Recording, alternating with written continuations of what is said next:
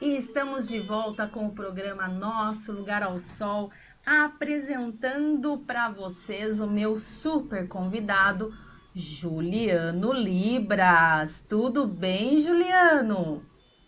Tudo bem, Maica? Boa noite a todos. Tudo bem com vocês? Tudo jóia, graças a Deus. Imenso estar aqui no seu programa hoje. Pessoal, eu convidei o meu amigo Juliano Libras para esse bate-papo, para a gente conhecer um pouquinho. Já participou de uma live comigo no projeto Vitiligo Meu Lugar ao Sol e agora ele está retornando aqui ao programa Nosso Lugar ao Sol para falarmos sobre superação e sobre Libras, que é a especialidade do Juliano. Eu conheci o Juliano ano passado, inclusive, bem naquela fase de pandemia, né, Juliano?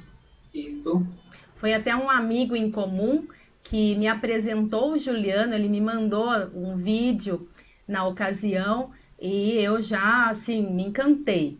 E o engraçado, Juliana, é que por coincidência, eu confesso que pensei assim, nossa, eu nunca vi um intérprete de Libras com vitiligo. E seja muito bem-vindo ao nosso Lugar ao Sol, Juliano. obrigado. Eu que agradeço pelo convite. É um prazer imenso estar aqui e poder colaborar um pouco, né, sobre esse tema tão importante, né, ser discutido, tanto o vitiligo quanto também a língua de sinais, né? Especialista em Libras, tradução e interpretação, educação especial e inclusiva, graduando letras Libras. E atualmente você também é intérprete de Libras no Instituto Federal Baiano? Isso, correto. Certo. Mora na cidade de Candiba, na Bahia. Inclusive, nós estamos fazendo aqui a nossa entrevista remota por esse motivo, mas quem sabe um dia Juliano vem aqui para Piracicaba para nos fazer uma visita, hein? Verdade, ansioso, né, chegar esse dia. Ah, eu vou ficar torcendo aqui também. Bom, o sonho do Juliano, tenho desejos. E com o tempo, sem pressa, Deus os cumpre para mim. Olha só que bacana, hein? E a sua paixão. Ela veio meio que inesperada, mas por uma curiosidade que virou a paixão, que é Libras. Olha só que sensacional, hein, Juliano? Do Então, nada, assim, tá, surgiu Libras na sua vida e você simplesmente virou a sua paixão. verdade, por uma curiosidade, e virou, deu no que deu, né? Eu estava me formando para ser assistente social. E aí acabou que eu nem consegui, não fui para a profissão, não exerci a profissão de assistente social, já comecei a estudar Libras e me tornei intérprete. São coincidências da vida que eu confesso que eu amo. Mas vamos lá, vamos falar primeiro um pouquinho sobre a sua vivência com o vitiligo, que eu sei que o vitiligo surgiu na sua vida aos 3 anos de idade. Isso, 3 anos de idade. E aí, como foi, Juliano? Conta um pouquinho pra gente. Eu não me recordo como foi o início, né? As primeiras manchas apareceram nos pés e logo após nos joelhos.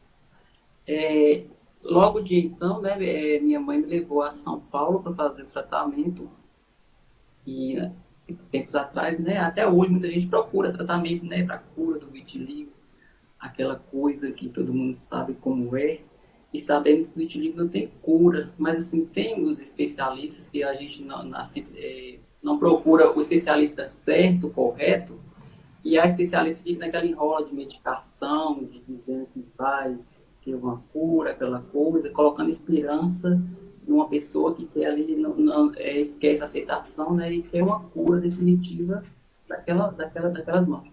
Mesmo Sim. na infância, e eu recordo que tinha uma loção que tinha que passar nas manchas e ficar um tempo no sol.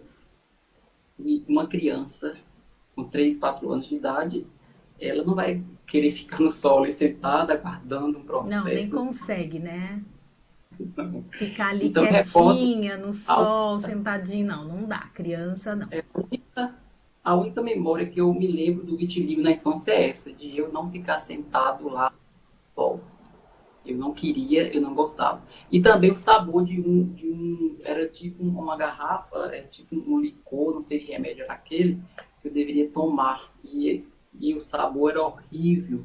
E eu Poxa. também até fingia que eu ia estar tomando, depois eu lá cuspia e jogava fora.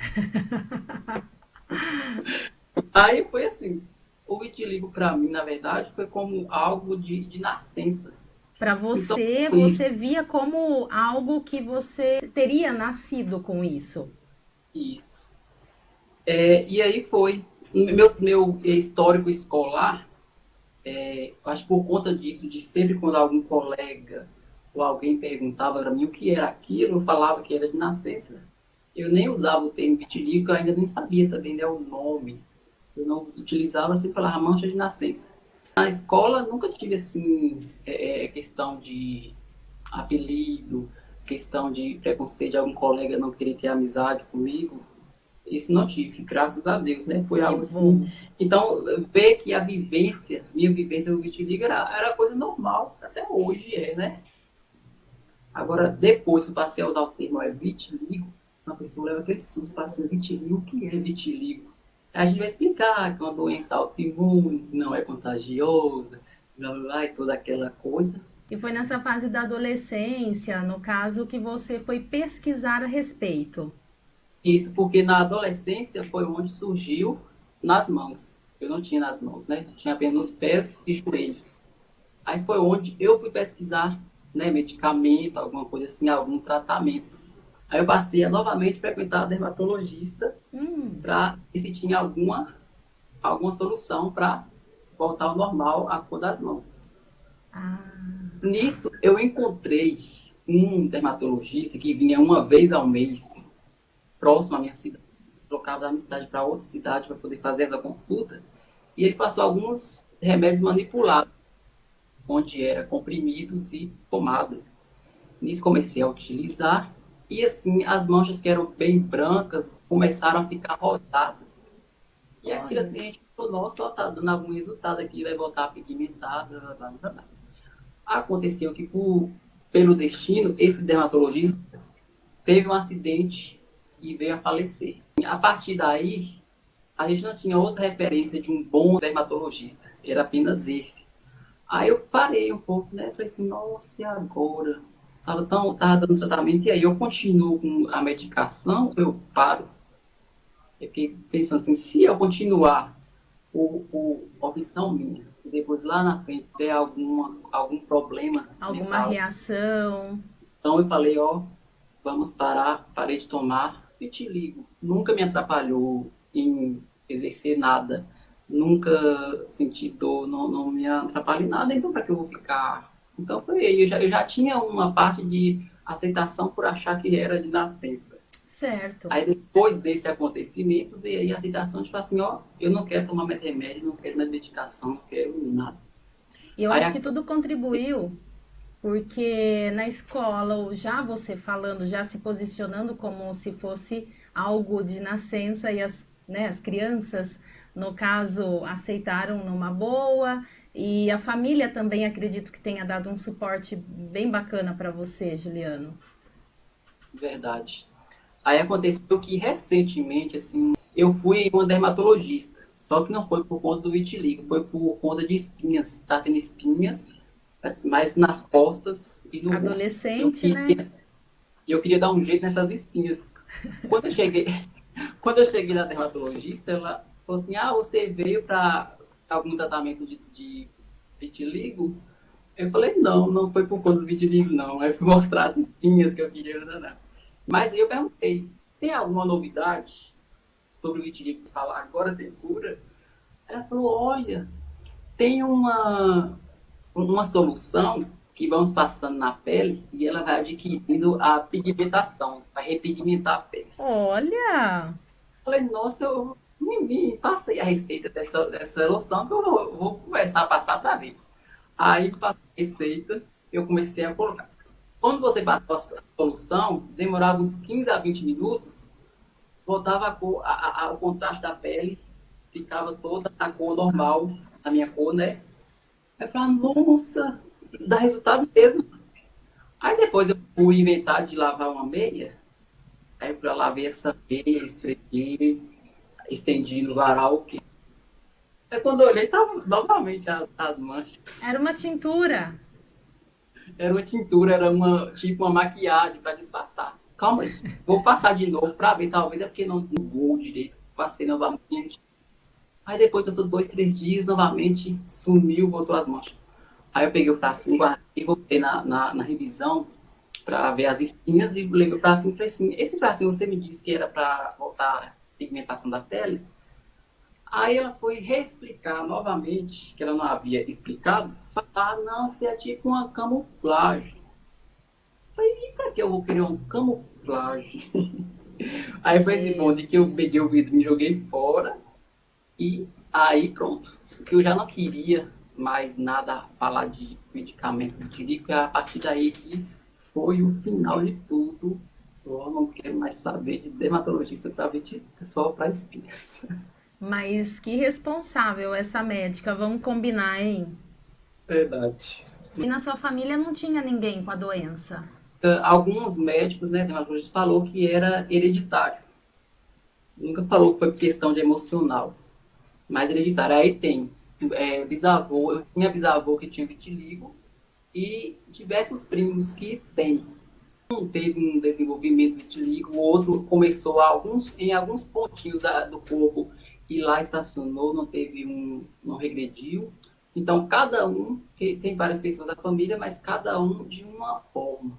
E eu vejo hoje nos seus vídeos, você é muito bem resolvido. Inclusive, uma das minhas dúvidas a respeito é justamente se eu ia encontrar algum intérprete de Libras com vitiligo, porque a gente sabe que as mãos ficam muito expostas. Você lida muito bem com essa questão.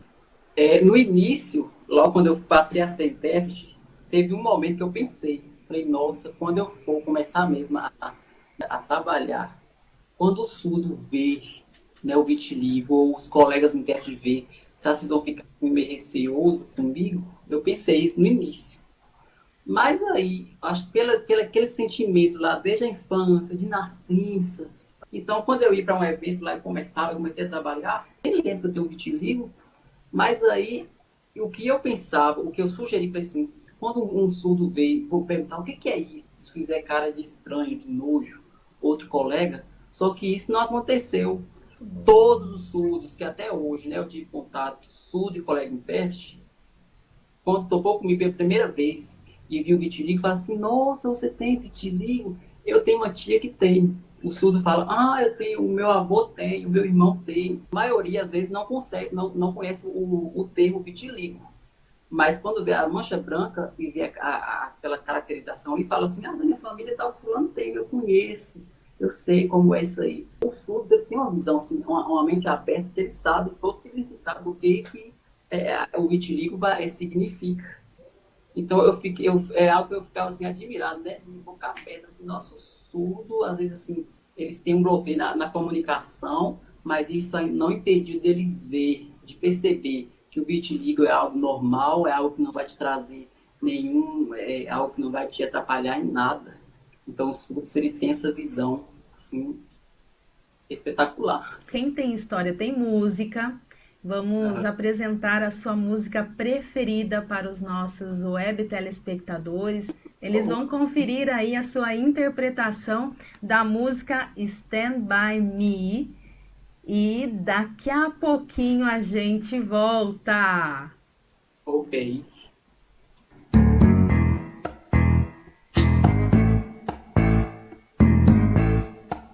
Well, the night has come and the land is dark and the moon is the only light we'll see. No, I won't be afraid. No, I won't be afraid. Just as long as you stand by me. So darling, darling, stand by me. Oh, stand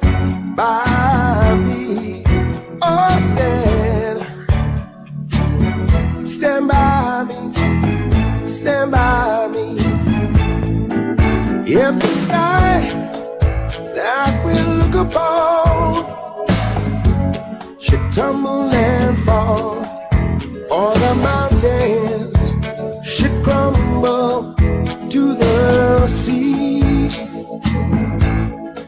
I won't cry, no, no, no, I won't shed a tear, just as long as you stand by me. And darling, darling, stand by me. Oh, stand by me. Oh, darling, stand by me. Stand by me. Stand by me.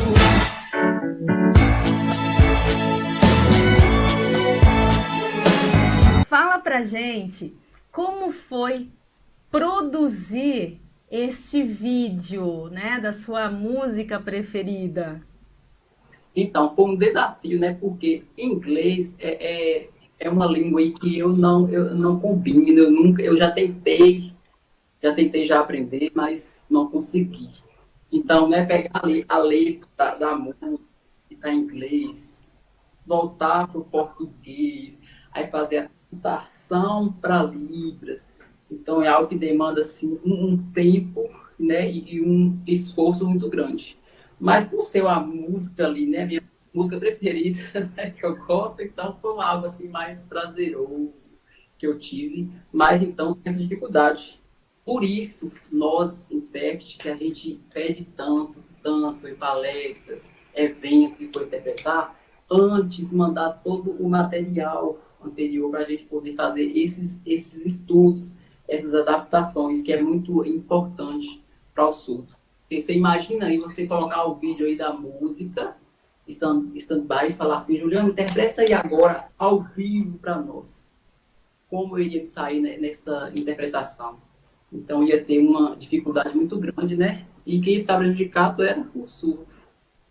E essa questão que você comentou agora, ela faz parte do código de ética de vocês, intérpretes, é isso? E isso faz parte também do código de ética, né? A questão de ser fiel no que passar, fielmente. E é um direito nosso receber esse material antecipado também, poder fazer esses estudos, pesquisa de palavras, que às vezes a gente não sabe se não conhece ou não tem, a gente tem que pesquisar a comunidade para saber qual é o sinal desse termo, dessa palavra, para na hora da palestra ali, da aula, não faltar nenhum sinal, né? Porque precisa ter. Porque ficar só da biologia, o surdo vai ficar meio confuso, né? Se ele não conhecer a palavra datilogada ali. Então, para ele vai ficar muito confuso. Então, temos os sinais todos ali no contexto, né? Aí vai ficar muito claro para o surdo entender. Certo. E como a Libras entrou na sua vida, Juliano? Então, como eu disse lá na faculdade de serviço social, que eu estava estudando, no finalzinho, no estágio, no terceiro estágio, eu tive que frequentar uma instituição para poder fazer ali o estágio lá, fazer documentação e uma entrevista. Nessa entrevista, com a diretora lá dessa instituição, eu percebi que lá do outro lado, lá na janela, tinha 3 pessoas. Essas 3 pessoas estavam conversando, né, sinalizando, mas até então eu não sabia o que era Libras. Aí eu perguntei a ela, o que aquelas 3 pessoas ali, tanto movimenta as mãos, faz assim, caretas. Aí ela foi me explicar que lá eram 3 surdos que estavam se comunicando com Libras, né, língua de sinais. Aí me surgiu uma ideia, para esse meu estágio pode ter algo aí relacionado à pessoa deficiência, a pessoa com deficiência, então eu vou querer na área dos estudos. E surgiu aquele desejo. Mas aí aconteceu o quê? Essa instituição, com a instituição que assinava o meu contrato do estágio, estava brigadas. Então, essa daqui que assinava me proibiu de fazer o estágio lá. Nossa. Eu tive que fazer outro estágio aqui. Até eu falei com a assistente social, "Ó, eu posso fazer lá, debaixo dos panos, escondido, eu faço lá e assino aqui." Eu querendo o desejo de ir lá logo para aprender o que era aquilo, que era Libras. Mas aí a assistente social falou que não, tinha medo, porque se descobrisse, ela estava no olho da rua, porque era contrato, né, dela, então já deixaram já avisado. Falei, então tá bom, para não ter problema para mim, não ter problema para ela. Então, vou fazer. Eu fiz outro projeto lá sobre Bolsa Família. Acho que foi isso, foi erradicação do trabalho infantil. Aí, pronto. Mas aí eu pedi com aquele objetivo. Quando aqui, ó, o estágio acabar, eu volto lá e vou fazer o que eu queria, que é aprender aquilo lá, que era Libras. Aí isso foi feito, acabou o estágio, formei a faculdade de serviço social, fui lá, pesquisei mais sobre o que era, fui na internet, encontrei um curso, o primeiro curso de 12 horas de Libras, foi gratuito, virtual. Aí fui lá, fiz a inscrição, fiz o curso e fiquei com a nota 9,7. Olha, No certificado. isso porque Eu você falei, não conhecia nada. isso que eu não conhecia nada. Então, no dia primeiro, eu fiquei com essa nota, né? Tive consegui ter essa clareza, uma habilidade em aprender. Então, eu vou fazer outro curso. Aí, eu pesquisei mais outro curso, encontrei, fui fazendo, até depois consegui o curso presencial também com a professora de Libras. E aí foi. Isso no ano aí de 2013 já. Aí, entre 2013 até no ano de 2015, eu fiz vários cursos. Aí aprendi bastante sinais, o meu vocabulário estava extenso, sabe, de sinais. Eu precisava agora o quê? De ter mais contato aí com o surdo. Aí eu comecei no ano 2016, aqui na minha cidade, a oferecer pelo SENAC, que vocês conhecem, a primeira turma daqui de Libras cotidiana, todo dia, aqui na minha cidade. A primeira, depois teve a segunda, e em 2017 teve a terceira turma, de intermediário. Então aquilo para mim foi algo assim que, nossa, me ajudou assim, a tanto adquirir a experiência de começar a interpretar, e também a experiência do que eu realmente acho que eu quero, que é ser professor, né, professor de Libras. Então lá de 2000, aí no final de 2017, no dia 11 de setembro, foi que aí oficialmente eu comecei a trabalhar como intérprete. Inclusive dia 11, que foi sábado, dia 11, completou 4 anos. 4 anos. Olha aqui. E é legal você falar sobre essa trajetória, porque muitas pessoas acreditam que só de conhecer Libras já pode ser intérprete, mas eu acredito que não. Não, precisa aí de ter, né? A pessoa, ela faz um curso de Libras, ela vai adquirir um vocabulário, né? Vai ser sinal de várias palavras, ela vai aprender. Só que Libras tem vários níveis, tem o básico, o intermediário, o avançado, tem o curso técnico, tem para estratégia de interpretação.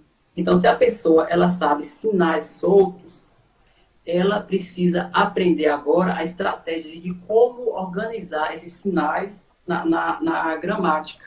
Então, na gramática da Libras. Porque o português tem a gramática própria. A Libras também tem a gramática também própria, porque é uma língua também independente. Uma língua visual, então tem uma gramática própria. Então, se a pessoa pegar ali, ela for o português, uma frase em português, eu vou colocar a bolsa em cima da mesa. Só que aí está na gramática do português. Na Libras, como é visual, nós vamos fazer o quê? A mesa, eu vou pegar a bolsa e vou colocar em cima dela.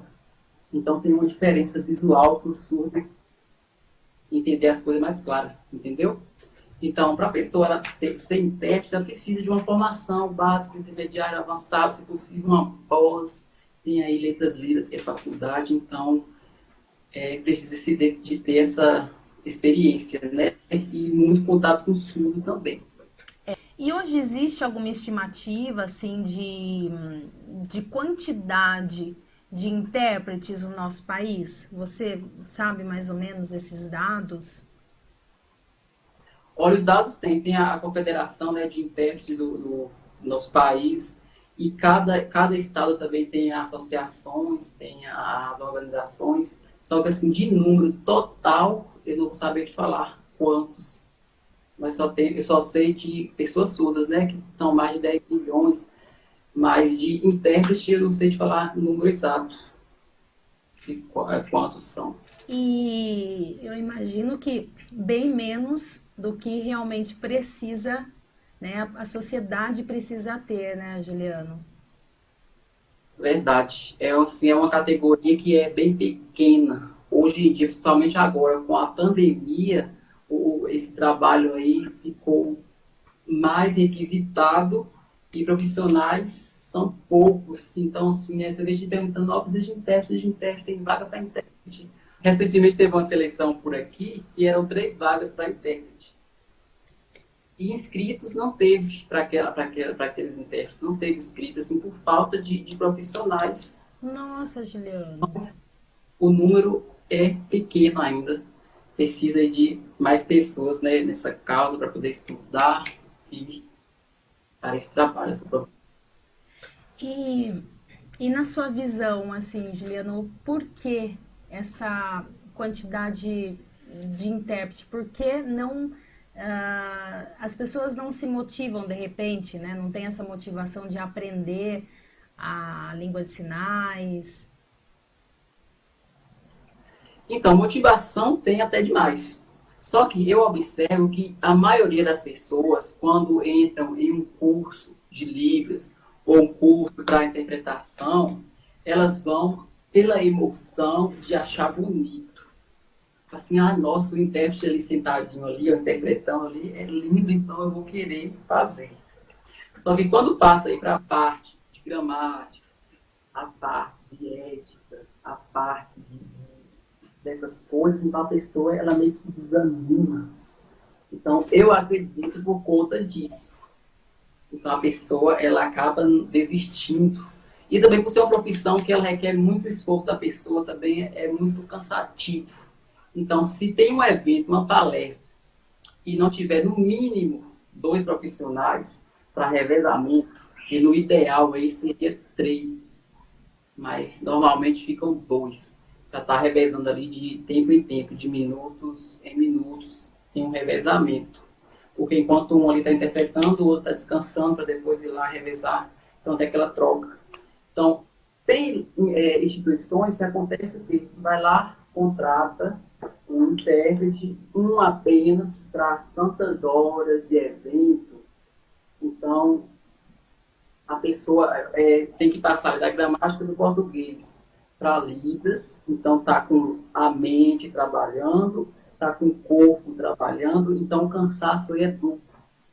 Então a pessoa não tem esse ser humano que vai suportar, né, essa trégua aí de estar ali horas, né, interpretando ali sozinho. Então é necessário esse revezamento. E os intérpretes surgiram justamente da necessidade das igrejas poderem alcançar os seus seguidores, né, os seus membros, no caso, né, os membros que participam, a ouvirem mais a palavra de Deus. É isso mesmo? Uma coisa que eu observo muito que a questão da igreja são instituições onde mais falam sobre a inclusão, né, principalmente de pessoas surdas. Então é difícil uma igreja ali não ter um intérprete. Hoje em dia, por exemplo, na igreja que eu frequento, né, toda a cidade aqui, região, todas têm um intérprete responsável lá para estar lá no dia. Tem grupos de estudo de líderes que está formando mais pessoas para poder interpretar também. Então, assim, cada instituição, né, religiosa, ela está se esforçando, né, cada dia mais desenvolvendo mais. Eu vejo que desde anos atrás é um histórico, uma trajetória imensa. As igrejas estão focadas nisso de da inclusão de pessoas surdas, né? Anunciar o evangelho para os que não ouvem. Então, é normal na igreja ter mais quantidade de intérprete. Dos colegas intérpretes, a maioria, a gente está conversando, fala, fulano é de tal igreja, evangélico da igreja. Então, você vê assim que a maioria parece que aprendeu Libras no início em uma igreja. Eu mesma vi mais esse movimento, né, dos intérpretes justamente na igreja. Aí depois, com o passar do tempo, que deu esse boom aí dos intérpretes, como você já vê, né, até mesmo não tanto, mas nas mídias também, aquelas janelas, né, de intérpretes, você vê que está aumentando, ao mesmo tempo que as pessoas ficam meio inseguras, né, existe também aí os que querem aprender, os que querem realmente seguir na área, né, na carreira de intérprete. Verdade. Tem, assim, algumas instituições que falta a questão da responsabilidade. Por exemplo, eu acho que não podem citar o nome, né? Tem uma instituição, recentemente, que escolheu algumas pessoas, alguns membros, né, dessa empresa, fez um curso ali básico de Libras, com certeza de poucas horas, aí vai fazer um evento, uma transmissão a nível nacional, e pega uma pessoa daquela e coloca para poder interpretar. Aí a pessoa lá, todo mundo que assiste percebe na expressão da pessoa, na forma de sinalizar, e ela está tendo uma dificuldade ali, ela faz assim, sinais soltos, alguns sinais, e não fica claro para o surdo. E isso prejudicando o surdo, né? Que não está uma formação devida. E às vezes a culpa não é da pessoa. Às vezes a pessoa ela é forçada a ir e estar ali, né? Então é complicado, né? Precisa divulgar mais essa questão da formação que precisa ter para poder exercer a profissão. E você considera mais difícil entender ou interpretar?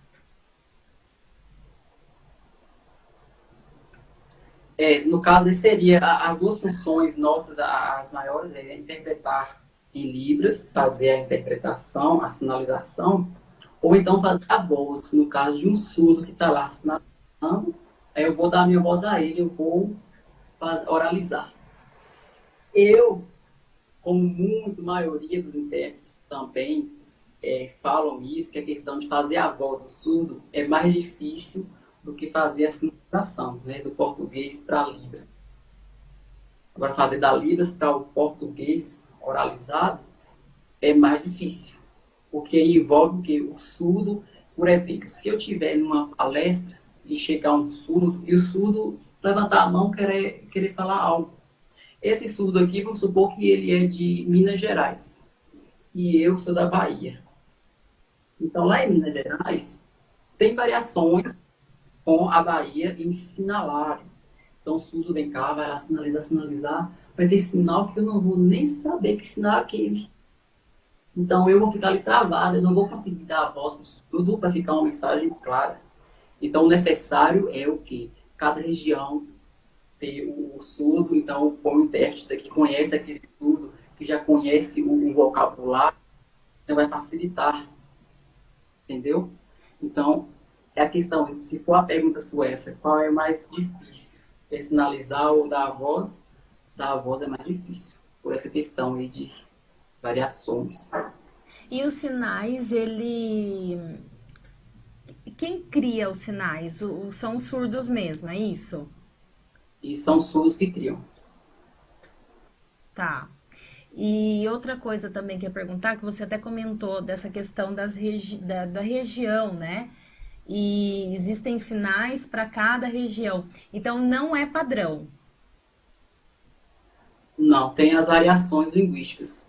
Assim como o português também, né? Por exemplo, aqui, mandioca. Lá em São Paulo, fala aipim. Outro lugar já fala macaxeira. Então, o português também tem essas variações linguísticas. Também a Libras também da mesma forma vai ter. sinais também que vai ter essas variações. Por exemplo, aqui na Bahia, o sinal de pai, eu faço isso, pai. Lá em São Paulo tem o sinal de pai, que é esse daqui. Então já são variações. Aqui eu faço mãe. Lá em São Paulo tem também mãe. Então são variações de sinais, são diversas. Então não é padrão, todo unificado. Não, tem as variações regionais. Conta uma história aí pra gente de alguma situação que você passou, assim, bem no comecinho, que você de repente não conseguiu interpretar ou interpretou de uma forma assim, confundiu alguma palavra e que acabou acontecendo alguma situação. Aconteceu isso, Juliano? Sim, com certeza aconteceu. Se eu recordo aqui. Uma situação que ficou meio constrangedora por ter confundido os sinais, sei lá. Assim, já fiquei em situação constrangedora na questão da voz. Da voz surda, que teve isso dela fazer um sinal que eu não conhecia.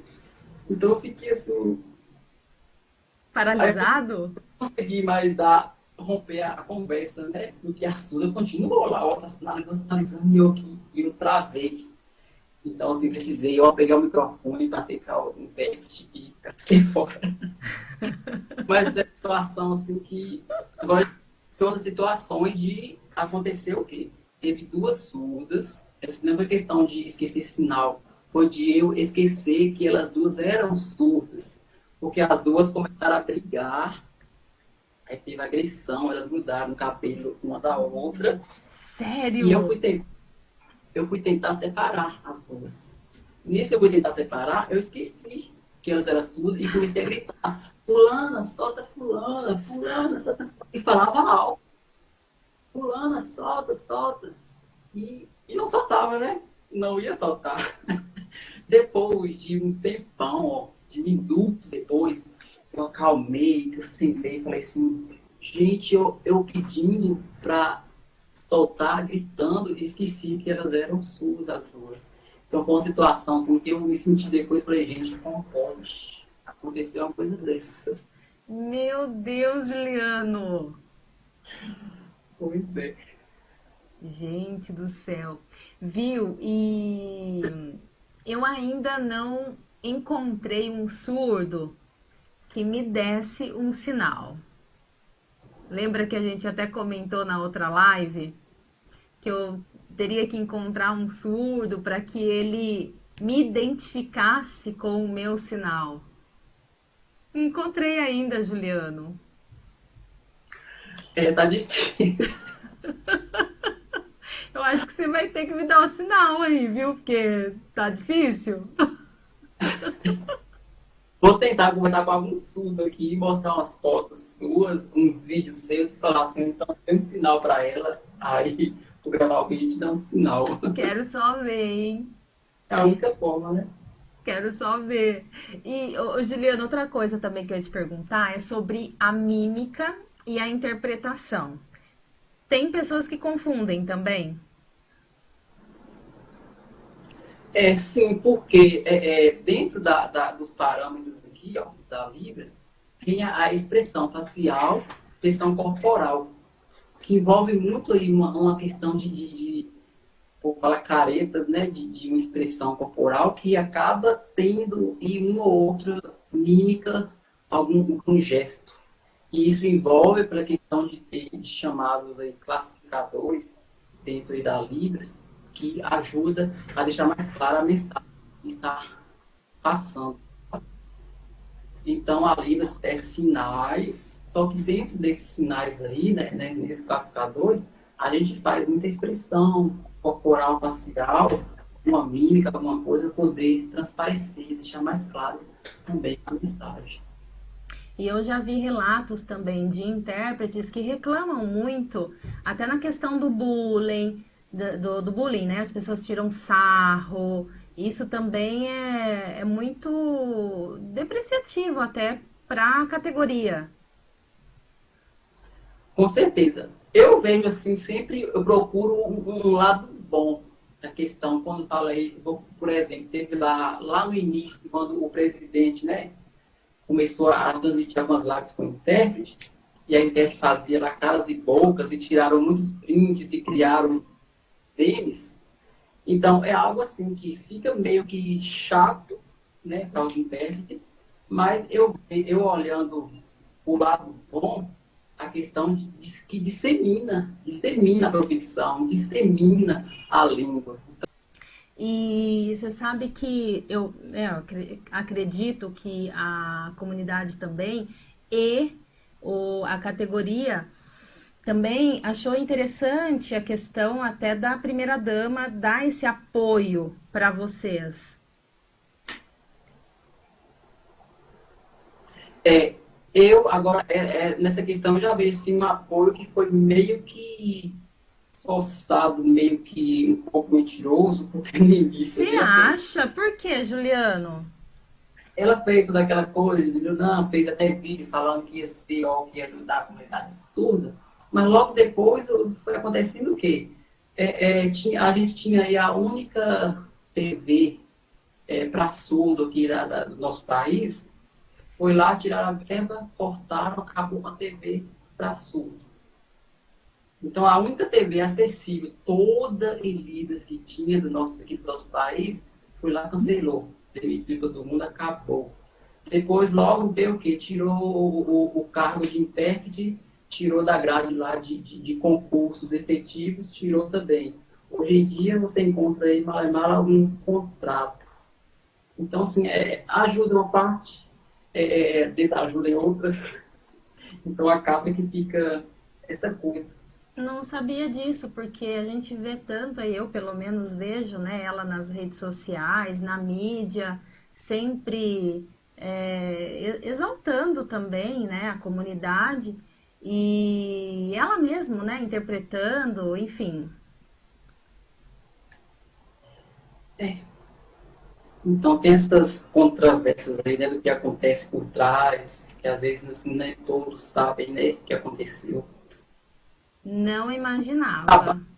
O trabalho de visibilidade, né, aí para interpretação, para a profissão, do sul, aumentou, né, depois do governo atual. Por um lado aumentou. Isso a gente não pode negar. Verdade. Tanto é que, no meu ponto de vista, nunca se falou tanto sobre interpretação de Libras como está falando agora. E até mesmo essa atenção para a comunidade dos surdos. Verdade. Hoje em dia está uma cobrança muito grande na questão da live, ação, as lives de cantores também, né? Para ter uma visibilidade também muito grande. Isso. E a tendência, com certeza, é só aumentar. Eu espero, né, que quando voltar ao presencial, os shows, né, presenciais, também que tenha lá o intérprete também presencial. Vai sim. E você vai estar lá, ó, interpretando. Também. Já pensou, Juliano? Bom, agora eu vou chamar aqui mais um vídeo. O Juliano também trabalha com essa questão mais vídeos de comédia, para ele também ensinar os seus seguidores. Então...